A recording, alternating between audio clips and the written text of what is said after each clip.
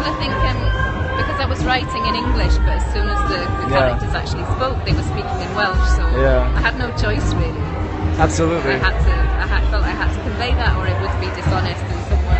No, I think that's the thing that like writers understand is that you're being true to your characters, and you can't change your characters. Your characters are speaking in whatever language that comes to them. Yeah. So it seems exactly, which presents you with quite a problem, but that's creative as well. I think that constraint.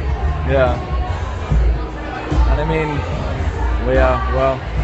Wales is endlessly fascinating from the language point of view, and it's two sides of a coin because it's attention, and it can be very distressing and upsetting, and you can fall out with people, and it's not so bad as it was back in the 80s and the 90s.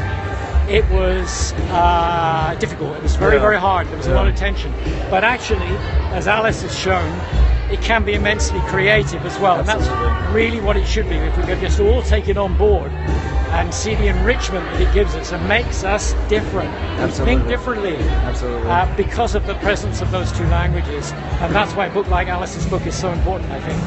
Yeah. And no, it's true. Well, we were talking about just how we feel like that kind of reconciliation is actually really desired by people, and I feel like tonight is emblematic of people actually desire to see those two languages come together and not to see it kind of, more torn apart. So, and I particularly think that people underestimate English-speaking readers actually, and how much Welsh they will tolerate within a text. Oh, absolutely. Yeah. A few people said to me that the language was a barrier and different things, and in fact I find when I talk to readers, it's their favourite thing about the book. Absolutely. So. I think you think of other texts that incorporate other languages other than English, like it enriches it with something different. I think it sounds like that's what makes Pigeon distinct, really, when it comes down to it, to some degree. I think as a book it's quite faithful to the way that people think and feel in their own language, and whether that's a particular way of thinking and feeling in English, or it's a way of thinking and feeling, across to another language. Yeah. Like Welsh, it almost doesn't matter. That's just an approach to character.